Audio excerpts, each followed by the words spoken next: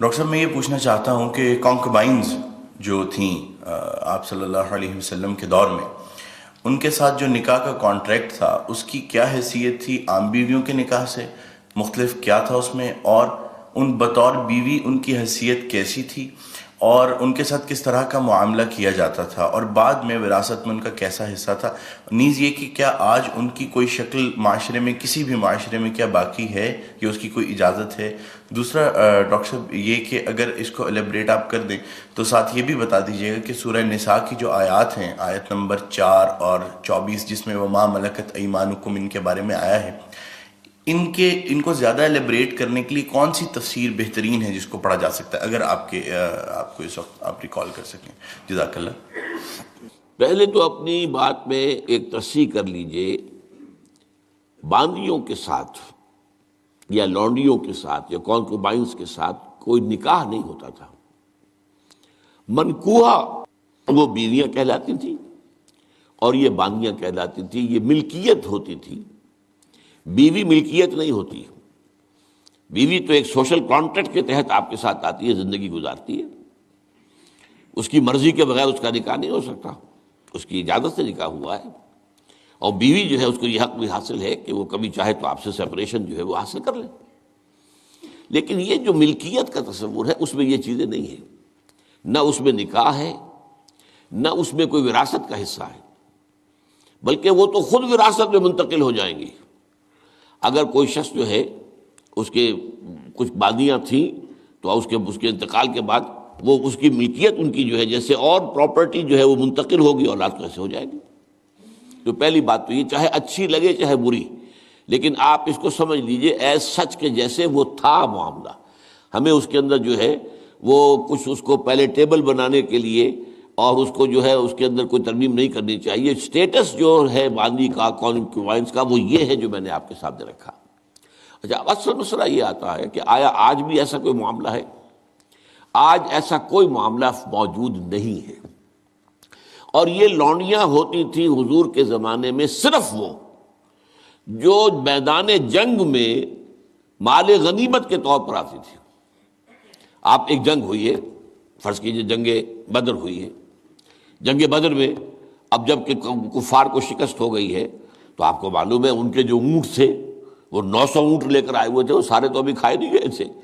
اب وہ گویا کہ وہاں پر مال غنیمت ہے، ان کے گھوڑے اگر وہ بچے ہوئے تو مال غنیمت ہے۔ وہ جو آدمی بھاگتا وہ اپنا اسلحہ بھی پھینکتا جاتا ہے تاکہ بھاگے اور جان بچائے، یہ سب کیا ہے؟ مال غنیمت ہے۔ ایسے ہی اگر وہاں کوئی عورتیں بھی آئی ہوں، میرے علم میں نہیں ہے کہ بدر میں آئیں یا نہیں آئیں، احد میں تو آئیں، لیکن بدر کے بارے میں مجھے یقین کے ساتھ معلوم نہیں ہے، لیکن اگر عورتیں بھی آئی ہوں تو وہ باندیاں ہوں گی، وہ تقسیم ہو جائیں گی۔ یہ جو اصل غلام کا اور باندی کا تصور ہے اسلام میں، یہ POW کا حل ہے، prisoners of war, what to do with them۔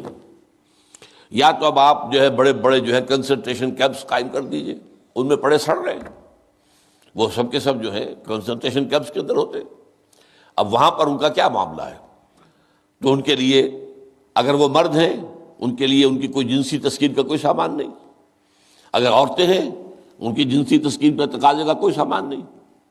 ہاں، کھانے پینے کو تو ظاہر بات ہے کچھ نہ کچھ راشن واشن جو ہے وہ تو جو بھی دنیا میں POWs کا معاملہ ہوتا ہے کھانے پینے کو دیا جاتا ہے۔ اسلام نے یہ کیا ہے کہ بجائے اس کے کہ POWs جو ہیں وہ اسلامی بیت المال پر بوجھ بن جائے، انہیں ایبزارب کرو معاشرے کے اندر، انہیں تقسیم کر دو لوگوں کے اندر، اور ان کی حیثیت غلام کی اور باندی کی ہوگی۔ انہیں آپ کو کھلائیں بھی وہ، حضور فرماتے ہیں جو خود کھاتے ہو وہ کھلائیں، جو خود پہنتے ہو وہ پہناؤ، اچھے سے اچھا سلوک کرو۔ پھر ان کی ایمینسیپیشن کا ایک سلسلہ شروع کر دیا گیا، فلاں اگر تم سے گناہ ہو گیا ہے تو کفارہ یہ ہے ایک غلام آزاد کر دو، قتل خطا ہو گئی ہے، وہاں تم سے غلطی سے تمہارا ارادہ نہیں تھا، کوئی تمہارے ہاتھوں مارا گیا ہے، گولی چل گئی تم سے اور کوئی شخص جو ہے وہ مر گیا ہے، اس کے لیے بھی وہ غلام جو ہے آزاد کرو۔ گناہوں کے کفارے میں غلاموں کو آزاد کرنا، پھر غلاموں کو آزاد کرنے کی تلقین، نصیحت، پرسویشن، یہ نیکی کا بہت بڑا کام ہے، غلام کو آزاد کرو۔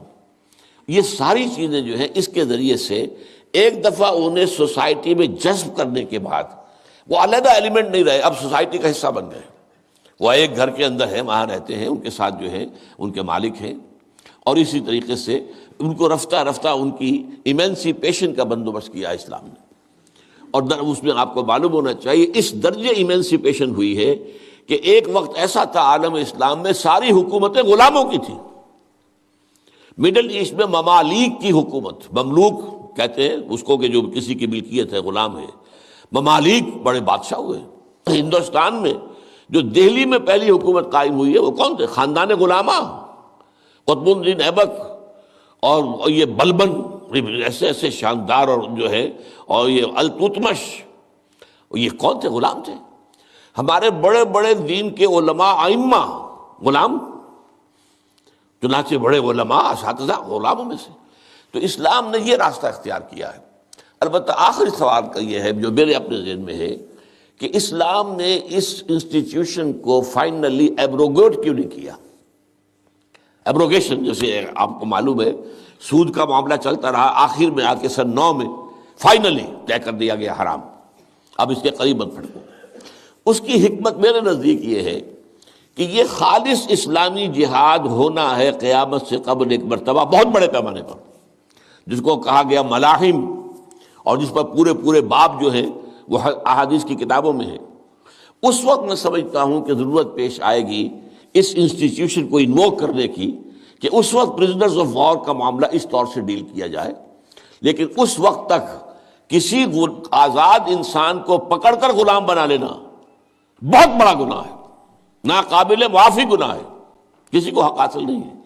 یہ جو امریکنز لے گئے تھے، آپ کو معلوم ہے یہ افریقہ کے مغربی ساحل کے ساتھ ساتھ وہاں سے یہ لوگ لے کر گئے، پکڑ کر ان کو، افریقیوں کو، اور وہاں جا کر انہیں غلام بنایا ہے اور شدید ترین جو ہے سختیوں میں انہیں رکھا ہے. یہ معاملہ اسلام میں نہ کبھی ہوا ہے، نہ اس کی کوئی اجازت ہے. کسی غلام، کسی آزاد انسان کو پکڑ کر زبردستی غلام بنا لینا، اس کی نہ کبھی اجازت رہی ہے نہ کبھی ہوگی.